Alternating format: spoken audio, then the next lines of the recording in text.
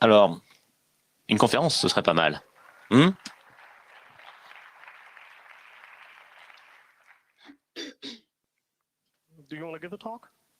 Est-ce que tu veux donner une conférence? C'est un peu tôt, mais bon, je vais essayer. Ok. Tout le monde? Bon. J'ai trouvé quelqu'un qui veut bien donner une conférence.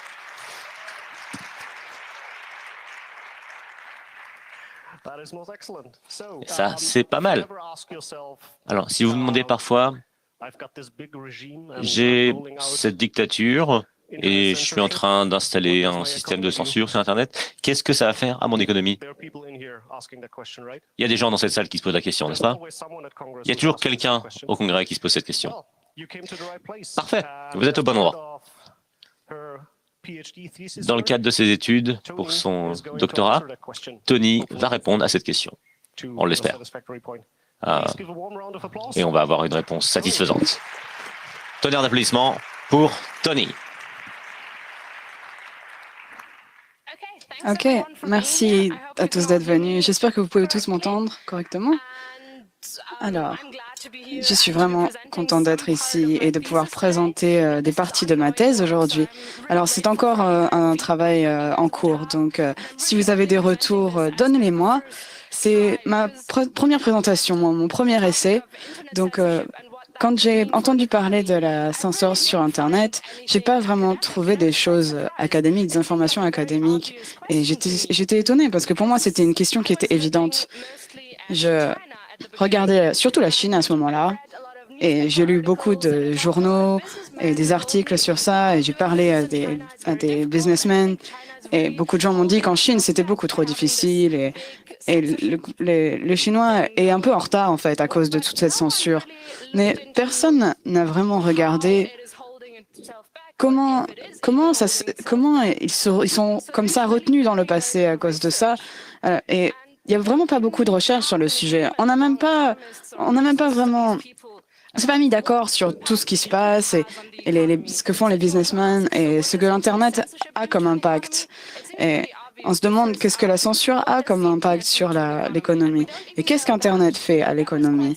On ne sait pas vraiment. Ça m'a beaucoup étonné en fait de savoir ça. Alors j'ai voulu regarder les raisons de pourquoi ça n'était pas le cas.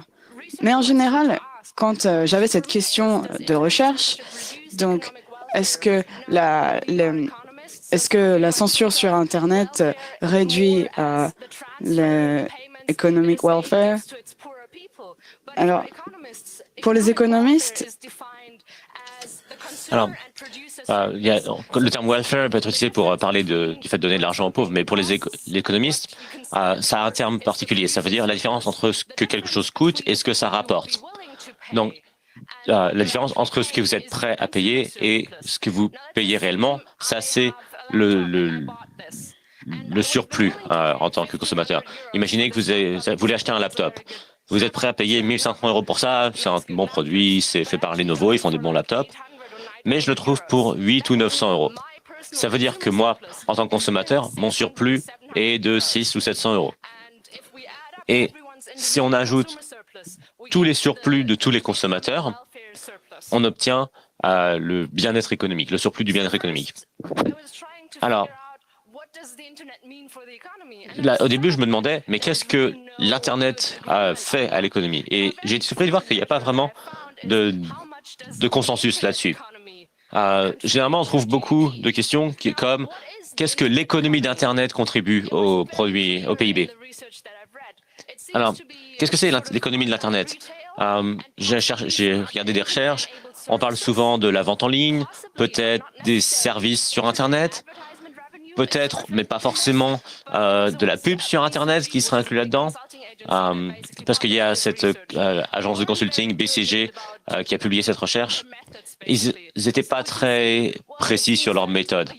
Donc, il semble que le Royaume-Uni ait une très grosse partie de leur produit intérieur brut qui soit lié à l'économie Internet. C'est probablement à cause de la vente en ligne, parce que c'est quelque chose de très important au Royaume-Uni.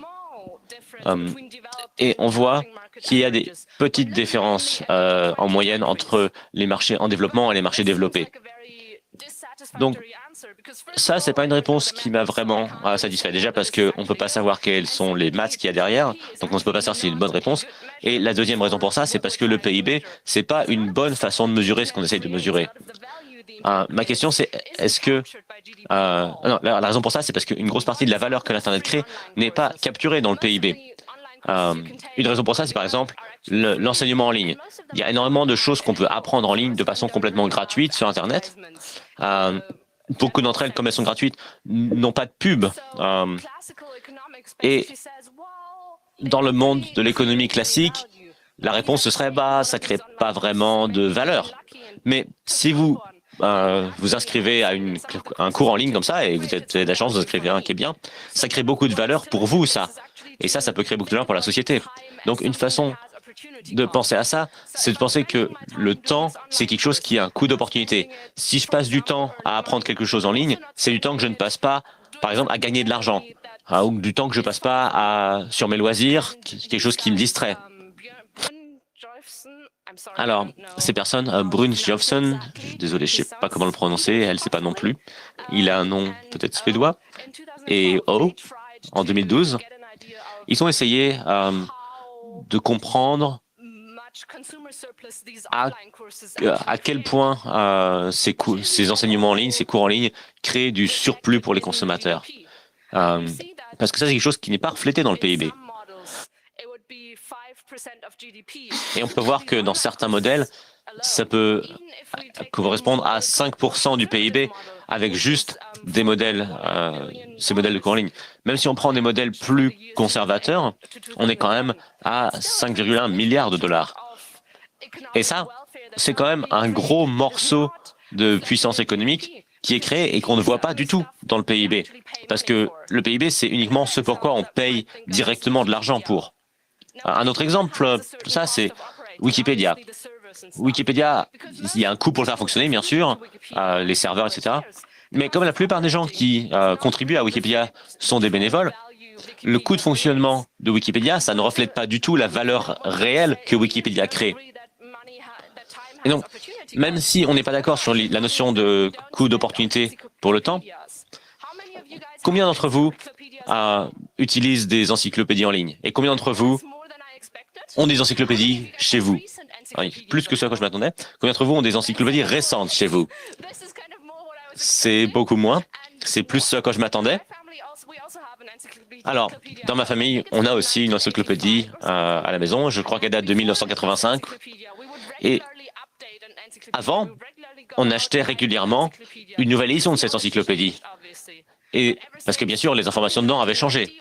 Mais depuis 1990, on ne s'est pas embêté à faire ça. Donc, une encyclopédie, un vrai livre en papier, ça coûte peut-être une centaine d'euros maintenant.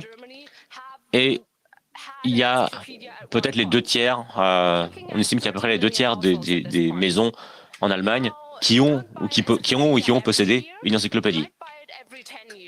Donc, c'est pas forcément quelque chose que vous achèteriez tous les ans, mais vous l'achèteriez peut-être tous les 10 ans. Donc, tous les ans, ça fait 1,3 million de foyers qui achètent une encyclopédie. Donc, 1,3 million fois 100 euros, on est à 103 millions d'euros de bien-être économique, c'est-à-dire quelque chose que les gens sont prêts à dépenser cet argent. Mais les gens ne dépensent plus cet argent maintenant, à cause de Wikipédia. Maintenant qu'on a Wikipédia, la plupart des encyclopédies ne servent plus à grand-chose pour la plupart d'entre nous, parce que cette connaissance qu'on pourrait obtenir dans l'encyclopédie serait assez rapidement passée de date et Wikipédia reste à jour. Donc ça, c'était du point de vue du consommateur. Parlons du point de vue des commerces. Il n'y a pas vraiment beaucoup de recherches sur est-ce que l'Internet augmente la productivité des entreprises ou pas. Alors ça, c'est pas vraiment un débat dans lequel je vais entrer parce que c'est un débat qui est long, qui est compliqué, qui se concentre surtout sur des questions de méthodologie. Cette méthode n'était pas bonne, cette méthode n'est pas bonne. Je pense pas que cet argument ait du sens. Et j'aime pas vraiment ce genre de débat. Je préfère aller plus profond dans les questions de recherche. Alors, ce que j'ai trouvé, par contre, c'est que la plupart des business se font sur l'Internet maintenant.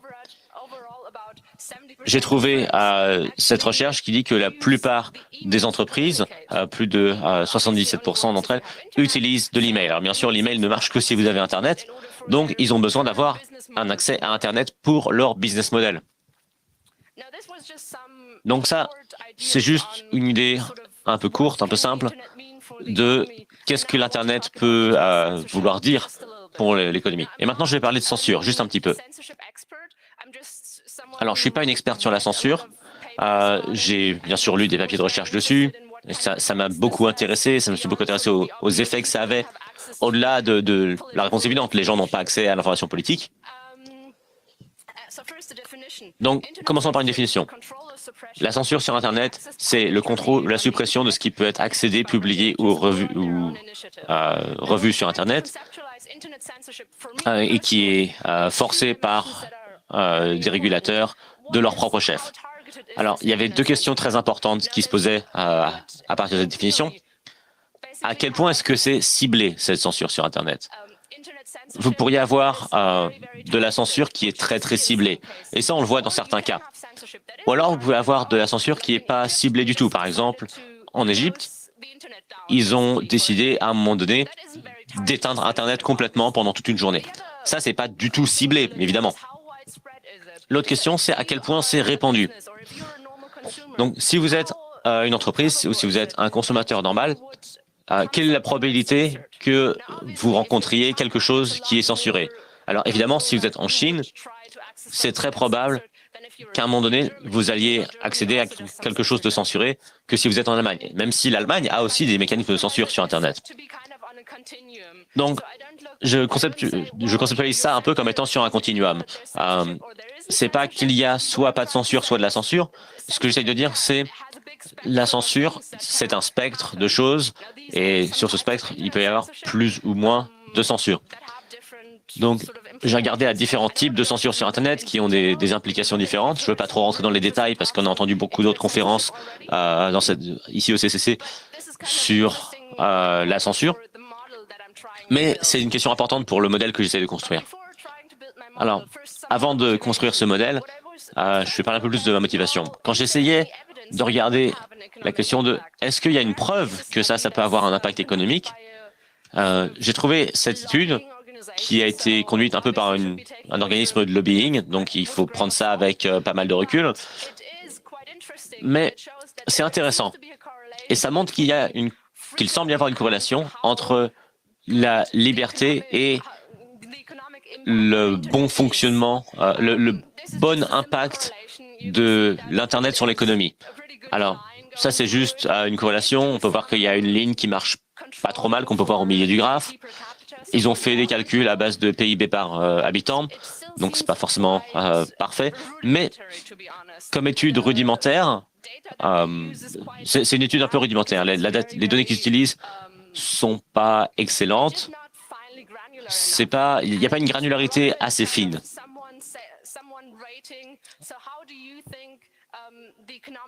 Une autre chose, c'est que il y avait une question qui était si on demandait aux gens d'évaluer qu'est-ce que vous pensez, à quel point vous pensez que l'Internet impacte l'économie dans ce pays. Et ça, c'est le genre de données qu'ils ont utilisé. Donc ça me semblait pas être une réponse finale de bonne qualité.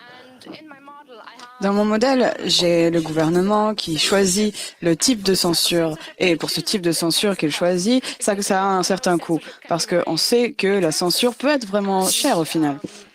Et dans mon modèle, pour l'instant, les seuls coûts que j'ai calculés sont les services humains et pas les réputations et pas ce genre de choses à ce moment-là, à ce moment de mon modèle. Alors, il y a des entreprises dans cette industrie il n'y a pas un numéro fixe de ça, mais ça peut dépendre du pays sur lequel j'essaye de faire mon modèle. Ces industries se distinguent par rapport à l'intensité d'information, ou ce que j'aime appeler l'intensité d'information. Je regarde les informations comme une commodité et ce que j'essaye de décider, la façon dont je les distingue, ces industries, c'est par rapport à l'importance de ces informations comme une commodité contre d'autres commodités pour les industries. Donc, regardons l'intensité de l'information comme étant 0. Alors, à ce moment-là, cette information qui pourra être transmise, on pourra voir ça comme, par exemple, l'agriculture traditionnelle. Dans ce cas-là, il n'y a pas beaucoup de technologies qui sont utilisées. On peut voir encore des agricultures traditionnelles qu'on peut voir, par exemple, dans certaines parties de l'Afrique. Et il y a très souvent très peu de technologies et d'informations transmises qui est utilisée. La plupart du temps, c'est juste parler à l'oral, en fait. Et donc, ici, l'intensité d'information est à 0 dans ce cas-là. Alors, si c'est 1, par exemple, dans ce cas-là, ce serait plus Internet, ou les entreprises qui marchent sur Internet. Alors, dans ce cas-là, évidemment, ils utilisent Internet pour tout. Donc, par exemple, dans ce cas-là, on regarde Facebook, par exemple, ou des entreprises comme ça. Alors, les entreprises industrielles dans ce monde-là, pour certaines, on peut être à 0,2 ou à d'autres valeurs. Dans les entreprises qui font des objets plus traditionnels, ils utilisent Internet, ils utilisent des emails, mais une fois qu'ils les utilisent, c'est la même chose pour des semaines. Donc au final, ils utilisent très peu d'informations. D'un autre côté, donc par exemple 0,8, on va dire, on peut avoir les entreprises qui fabriquent des logiciels, par exemple. Alors eux, ils ont besoin de transmettre beaucoup d'informations et c'est très important pour eux. Alors, pour les industries plus traditionnelles, comme les entreprises qui font des voitures, ils seront plus entre les deux, en fait. Alors, dans le premier morceau de mon modèle, c'est distribué de manière un peu aléatoire au milieu de ce spectre. Alors, c'est pas forcément aléatoire dans ce cas-là, parce que il y a plein d'économies différentes qui existent. Et l'intensité de ces informations dans une industrie, c'est souvent corrélé à d'autres industries dans le même pays, comme par exemple en Allemagne. On est connu pour avoir certaines industries, et on en a beaucoup. Le manufacturing, des hautes technologies, ça on en a beaucoup. Dans ce domaine, on en a beaucoup en Allemagne, mais on a beaucoup moins d'agriculture en Allemagne. Donc c'est pas vraiment toujours complètement aléatoire. Et au niveau global, c'est beaucoup plus aléatoire, cette distribution. Alors, je peux pas vraiment commencer du tout début. Je vais pas commencer à 2000 ans avant Jésus-Christ avec une économie complètement inexistante et puis ensuite des choses commencent à arriver. Ce serait pas réaliste de faire tout ça. Alors j'ai besoin de trouver une idée de ce qui s'est passé avec les différentes économies. Et donc ce que j'ai décidé de faire, c'est d'utiliser ce modèle encore et encore, et d'utiliser des paramètres aléatoires et qui changeaient à chaque fois. Et donc en moyenne, je devrais pouvoir avoir des résultats utilisables. Alors, ce qui manque ici, c'est le fait que le consommateur, c'est aussi un travailleur. Alors là, j'ai pas une vision des travailleurs dans ce modèle. Un modèle plus complet devrait montrer ça, mais c'est pas l'aspect le plus intéressant du modèle, donc je vais pas présenter ça aujourd'hui. Alors, on va regarder ce que ça pourrait vouloir dire pour les entreprises.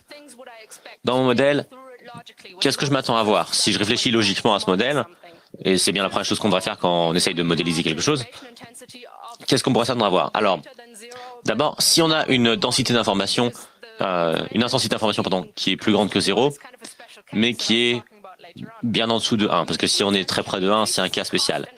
Alors, dans ce cas-là, la censure augmente le coût et la rareté de l'information. Parce que, bien évidemment, plus l'information est importante pour une industrie donnée, par exemple pour quelque chose qui fabrique des vêtements traditionnels, la censure sera moins importante que pour quelqu'un qui fabrique de la microélectronique. ou des semi-conducteurs, parce qu'eux, ils ont besoin de recevoir des nouveaux plans, des nouvelles commandes tous les jours ou tous les mois.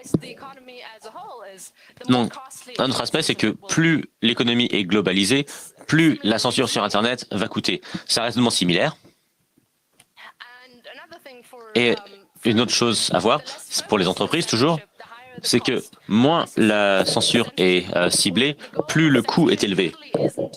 Parce que, bon, généralement, le but de la censure n'est pas d'empêcher que les entreprises aient du succès ou qu'elles puissent réussir économiquement.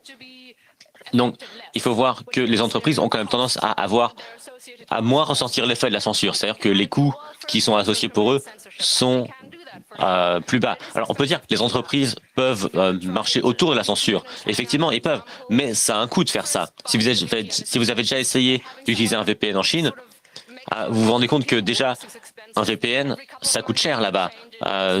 Avoir un VPN qui continue à marcher, ça coûte cher. Parce que tous les mois ou tous les quelques mois, il faut le changer parce que le gouvernement va décider que ce VPN-là ne doit plus marcher. Donc, c'est quelque chose qui vient avec peu d'assurance. Alors, pour les entreprises, cette incertitude augmente le coût d'opération. Et quelque chose d'important, c'est que les entreprises peuvent aussi travailler pour implémenter la censure pour leur gouvernement. Et on voit ça de plus en plus. Les entreprises peuvent aussi bénéficier de la censure pour avoir un avantage compétitif, parce qu'une entreprise qui sait se déjouer de la censure aura un avantage dans la compétition contre d'autres entreprises dans le même marché qui ne savent pas faire ça. Alors, pour les gouvernements, j'ai dit, la censure, ça coûte. Mais ce qui est plus important, c'est que plus la censure est ciblée et plus elle est précise, plus ça nécessite de travail et de ressources. Il y a eu des études qui ont été faites par Labour Knight en 2010 qui ont trouvé que pour divers types de censure, celles qui étaient plus ciblées avaient besoin de plus de ressources, de plus de travailleurs, de plus d'ingénierie. Donc, ce qu'il faut voir ici, c'est que pour un gouvernement, une censure qui coûtera moins cher à implémenter sera une censure qui coûte plus cher aux entreprises dans leurs économies. Alors, les économistes aiment beaucoup parler d'incentives, de raisons de faire les choses. Et ça, c'est une raison de faire les choses pour les gouvernements pour faire de la censure qui est moins large. Alors, parlons des consommateurs. Bien sûr, tous les coûts dont on a parlé sont passés aux consommateurs dans ce modèle. Alors, on a parlé du coût de la censure, mais les pays qui sont en développement et qui commencent avec une économie qui est peu basée sur le service et qui est peu globalisée, sont dans une situation dans laquelle la censure a moins d'impact négatif sur l'économie. Et pour eux, dans ce cas-là, la censure peut être une forme de protectionnisme. On est dans une situation où le gouvernement peut utiliser la censure pour aider les entreprises locales à fonctionner mieux sur l'économie locale et du coup aussi se répandre à l'étranger. Donc, on est dans un cas où ces entreprises, grâce à la censure, peuvent avoir un monopole sur le marché local. Donc ça, par exemple, c'est un cas où vous avez des modèles qui peuvent être très peu ciblés. Si, par exemple, vous imaginez avoir un intranet à la taille du pays et vous fermez votre intranet au reste du monde. Donc ça, c'est quelque chose qui, dans certains marchés, pourrait être encore positif pour le gouvernement. Alors bien sûr, j'utilise positif avec des guillemets et quelque chose qu'il faut prendre avec un grain de sel, mais on est quand même dans un modèle comme ça. Alors, je vais parler de la Chine, parce que bon, je suis quand même quelqu'un qui s'intéresse beaucoup aux questions de la Chine, et j'essaye de trouver un modèle dans lequel la Chine n'est pas une exception, dans un modèle dans lequel la Chine soit quelque chose qui s'explique naturellement. Et ce qu'on peut voir, c'est que le gouvernement chinois a chargé des entreprises d'effectuer la censure. Par exemple, des entreprises comme Tencent n'existeraient pas maintenant si la censure n'existait pas. Et ce qu'on voit maintenant, c'est que WeChat, qui est une entreprise qui devient complètement globale, qui a plus d'utilisateurs que WhatsApp, et c'est une entreprise qui sort de la Chine. Et c'est un moment un moment clé maintenant, puisque ces entreprises qui bénéficiaient de la censure, maintenant, cette censure commence à les retenir dans leur croissance économique. Alors, la Chine a un modèle de censure qui est intéressant ici. Donc, pour parler du futur, d'abord, il faut voir que l'innovation est difficile avec la censure comme ça. Et par exemple, en Chine, GitHub est bloqué la plupart du temps. Ça rend toute forme de collaboration, notamment dans le monde du logiciel, très difficile. En deuxième, on voit de plus en plus de chaînes de production ou de chaînes de fournisseurs qui sont globales et qui sont coordonnées par l'Internet. Et dans un contexte comme ça, le fait d'avoir de la censure, eh bien, ça rend ces chaînes de production et de fournisseurs beaucoup plus difficiles à maintenir. Ensuite, dans une économie de nouvelle génération, comme par exemple celle que la Chine est en train d'entrer, l'information devient de plus en plus importante pour l'économie. Alors, du côté des choses qui peuvent être positives pour la Chine, alors d'abord, la Chine a un intranet qui est suffisamment attractif pour les gens. La plupart des gens n'ont pas besoin de chercher des choses à l'extérieur. Et en deuxième, dans l'Internet des objets, où les choses communiquent les unes avec les autres, ça n'a pas forcément d'impact sur eux, parce que on peut imaginer un Internet des objets où la censure fonctionne, puisque la censure n'affecte pas la communication de machine à machine. Généralement, la censure est là pour supprimer toute opposition politique, plutôt à la frontière de cet intranet. Et en troisième, le gouvernement veut que l'économie soit plus basée sur la consommation, et pour ça, la censure, ça peut être une bonne chose. Alors, pour moi, ce que j'ai vu quand j'ai cherché ça, c'est que les modèles classiques économiques ne marchaient pas vraiment pour ça, parce que généralement, on va se baser sur le PIB, et que, comme j'ai dit, le PIB ne marche pas pour ça. En deuxième, ce que j'ai voulu faire, c'est un modèle qui est basé sur des agents. Je voudrais vraiment avoir un modèle dans lequel je mets des données fiables. Et je ne peux pas vraiment trouver de données là-dessus. Je peux trouver des données qui ont 1 ou 2 ans sur est-ce qu'il y a de la censure, est-ce qu'il n'y a pas de censure, mais je ne peux pas vraiment trouver de données qui fait la distinction entre différents types de censure. Et ça, pour la recherche que moi je fais, c'est quelque chose d'extrêmement important. Et surtout dans les recherches que je vais faire plus tard. Merci beaucoup. Si vous avez des questions, vous pouvez les poser maintenant, ou alors n'hésitez pas à venir me parler plus tard ou à m'envoyer un email. Je suis toujours ravi de parler de ce sujet.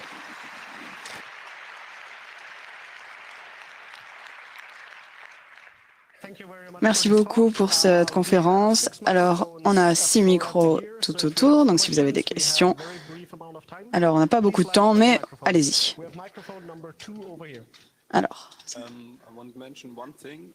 une chose dont vous aviez parlé, vous parlez toujours de la censure en Chine. Et ça parle de la Chine principale, donc pas Hong Kong et le reste. Alors, une question que je voulais demander, c'est qu'est-ce que vous pensez de la proactivité du travail? Donc, par exemple, si vous éteignez Facebook, est-ce que vous pensez que ça va aider à la productivité au travail? Alors, ça c'est une question intéressante. Alors, personne ne m'a posé cette question. Alors, en littérature, on me pose cette question. Alors, on me demande beaucoup qu'est-ce que ça veut dire Internet pour la productivité, et ça va des deux côtés. La première chose à regarder, c'est juste parce que tu éteins Facebook ne veut pas dire que ça éteint tous les réseaux sociaux.